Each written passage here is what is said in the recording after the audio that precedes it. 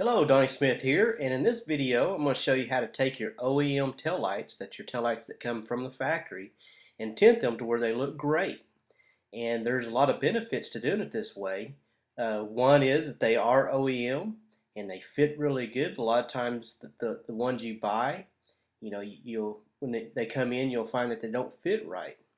And another benefit is that the cost is very inexpensive to do it this way, and you're going to have a very nice looking job when you're done. So a lot less expense, and you're actually going to have a better part because you're going to have the OEM part that fits the way it should. So it'll take your tail lights and looking for stock like this, and it'll have them looking like this. So it just takes a few steps, and I'm going to take you through the process of taking the taillights out, prepping them, and getting them ready and putting them back on so that you'll know how to do this yourself.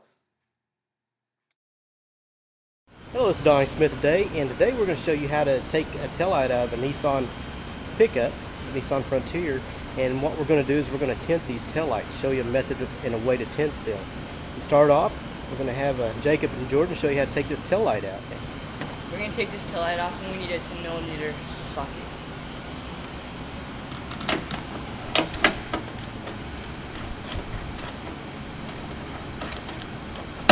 On this certain Nissan pickup, it also is attached to the bracket there, you can see.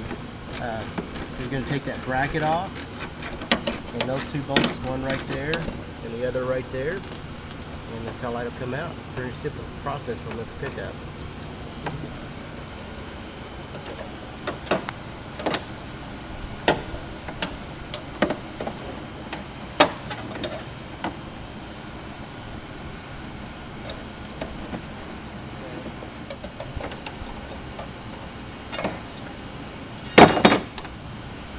Okay, we got the two bolts out, and now we're just going to remove the taillight.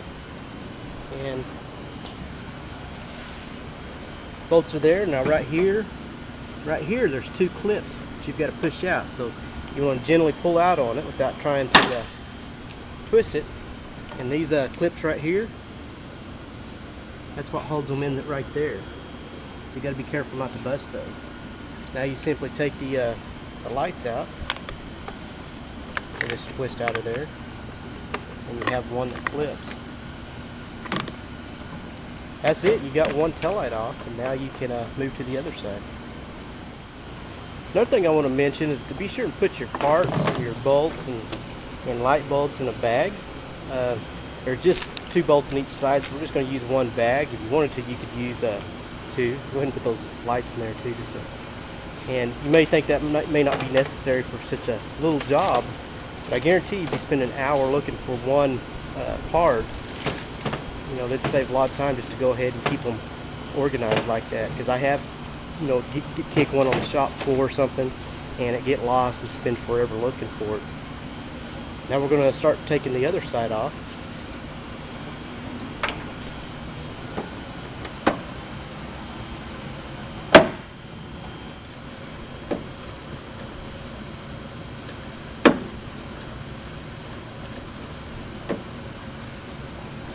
If it gets loose, you can probably try by hand. Make it a little quicker, especially in a tight spot like that.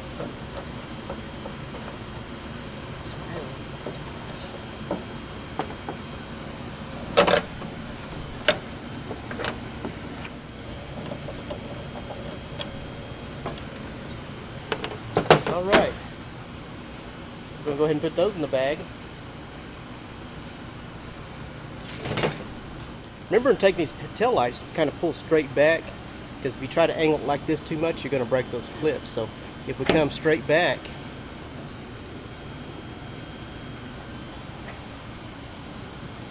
hold that. Now like this, pull straight back, not like that. That way you don't break the clips on there.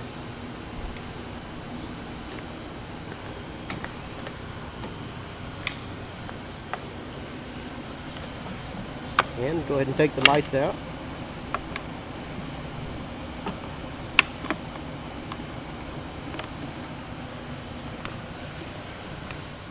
Okay, now we have the tail lights out and they are ready to start working on. But the first thing we always want to do is wash them real good, because they've got a lot of stuff on them, a lot of contaminants. And if you don't get all that off, you know, the coatings are not going to stick good. So first we're just going to wash them with some soap and water. And keep in mind, you want dish soap that doesn't have any of the hand things to help hands out, soften hands. Or if you're using car soap, make sure it does not have any silicone in it. So that's what we're wanting to do, is remove all that contaminant. So we'll go ahead and start washing them. I've got a Torx 15, and I'm going to remove this third tail light. Now some people prefer not to do the third tail lights. I think it matches better if you go ahead and do those. So we're going to go ahead and take this off and do it while we're tinting the rest of them.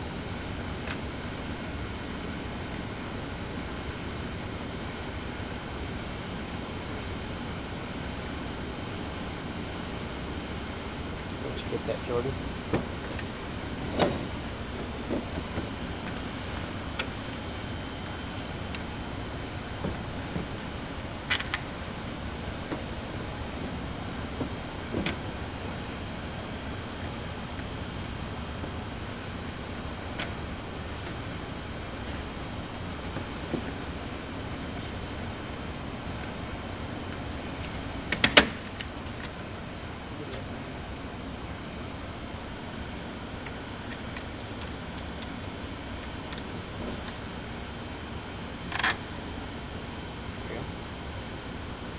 Take those off. And we got one wire clip in there.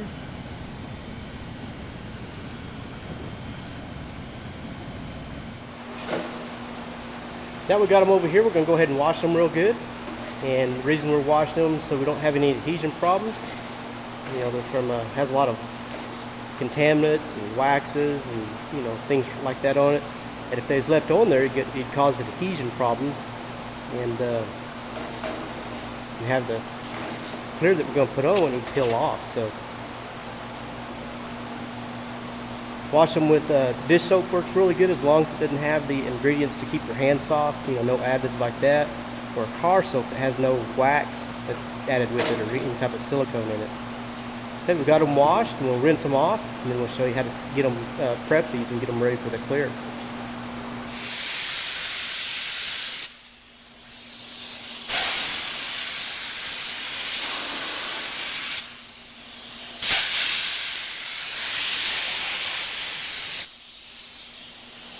Go. Okay, we got them dry now. Now the tape will stick good. We don't have to worry about that. We're just going to go ahead and take our edge. When we don't want the clear coat to get on, and we'll mix the clear for these. So I'm going to make a straight line. And you want to be careful not to get any of the tape on the tail light, because whenever you pull it off, you know, it may peel some of your clear off. So you want to make a good, clean, straight line.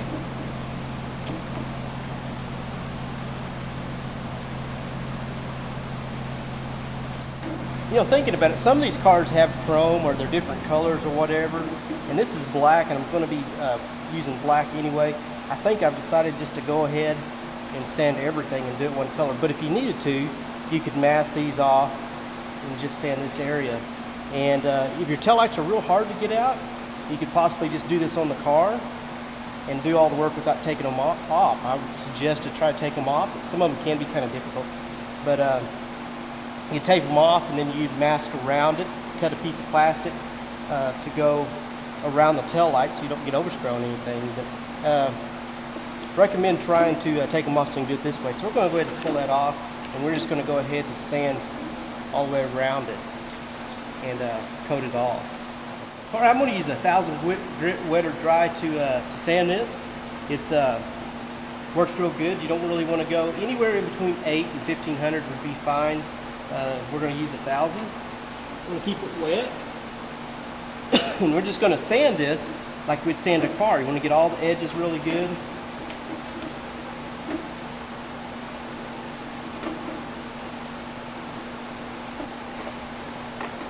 It's kind of like we're sanding for a blend, because that's kind of what we're doing, because we're going to clear coat on top of these.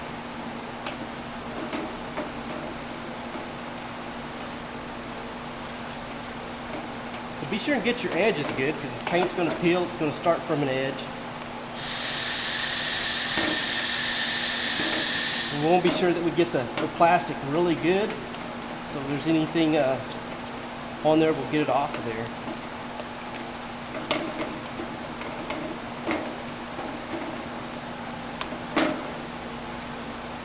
Okay, that's probably got that one good enough. And now we'll go to the other one. Again, get the edges really good.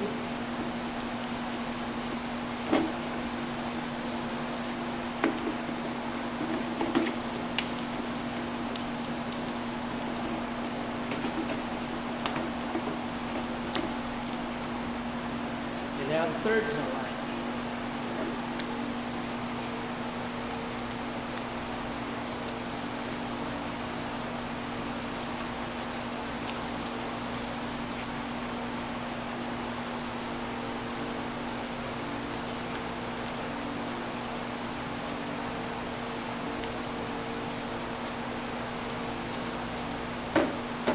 And that's probably good on that. We're going to do one extra thing, and I'll show you that in just a minute.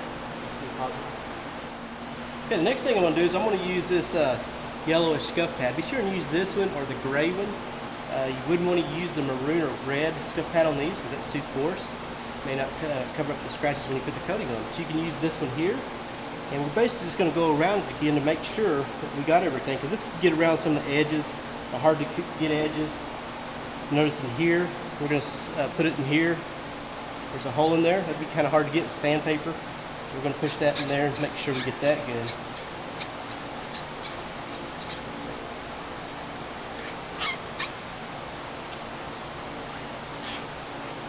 Because you don't want it to start peeling from anywhere.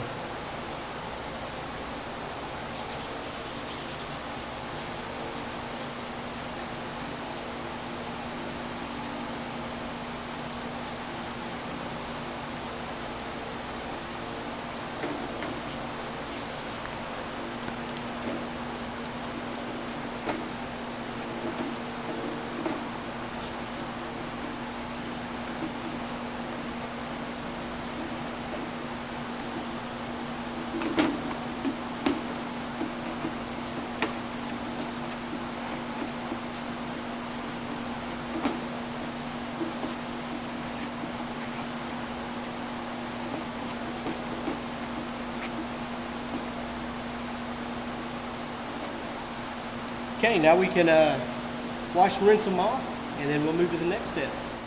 Okay, now you can see that we got them washed and they're sanded, dried, and they're ready to start spraying. You may notice that, if you're doing this yourself, you may think that you messed them up because they look real dull, and you may think they look worse than they did before, but that's okay. That's what they're supposed to look like. You want them to have this dull look. So we've got them sanded, and now we're going to tack them off lightly.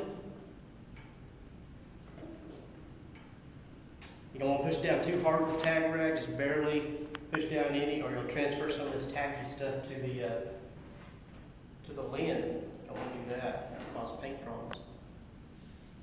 This just removes any fine lint that you have.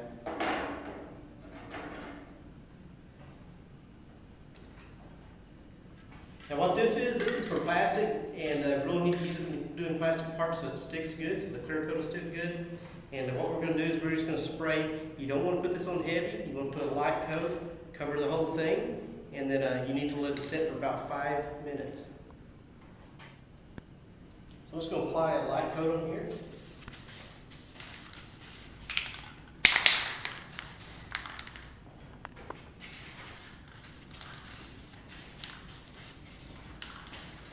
And you never want to start clearing over this before it's dry either. That's why you don't want to get it on too thick.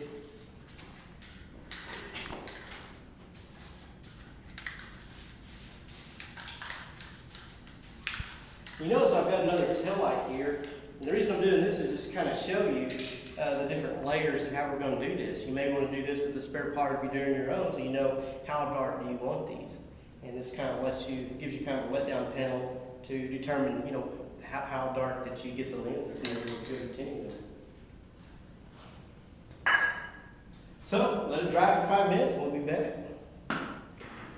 Okay, we've got our adhesion promoter. It is set for 5 minutes. It's very important. Another thing, you want to make sure these are dry, because the last thing you want is some water to come out of there when you're hitting it with air. That'll mess it up. So, okay, now what we're going to use, I've already got it mixed up. but I'm going to tell you how to do it. It's basically, we're using a shop line clear, and what I do is I mix 2 parts of mixed, already mixed with the catalyst, and if it has a reducer, however you're supposed to mix that certain clear, with 1 part of mixed paint. So 2 parts of mixed clear with 1 part of mixed paint. And what that makes is kind of a transparent black. And that way when we put it on there, it'll give it the tint of the black, and you'll have the protection of clear. So, and I'm going to make some notes on this that you should be able to, I'll give you that formula in a little bit more detail on mixing it. But anyway, I already have it mixed up, and you just want to adjust it like you normally would. You can watch the adjusting video.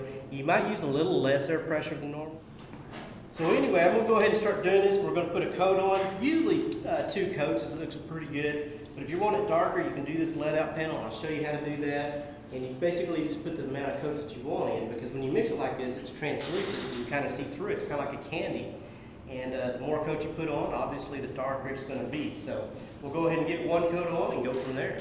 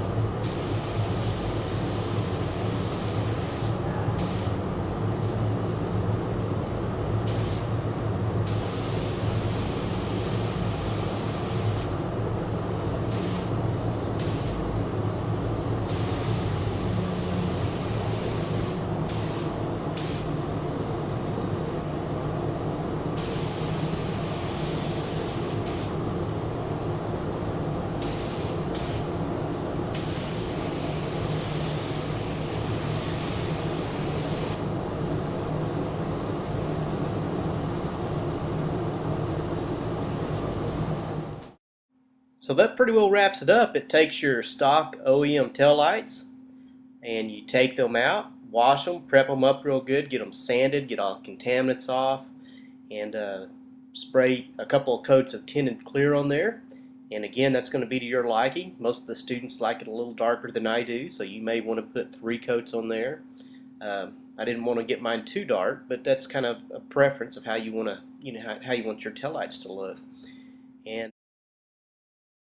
now you can see that I shot this extra lens that I have, and I encourage you to do the same thing, because as I mentioned, this is a tinted clear, kind of like a candy, and it doesn't have full coverage. So 1 coat is going to be it's going to be lighter than 2 coats, and 2 coats is going to be lighter than 3 coats. So depending on the layers of tinted clear that you put on is going to affect how dark of a smoke or how dark of a tint that you achieve.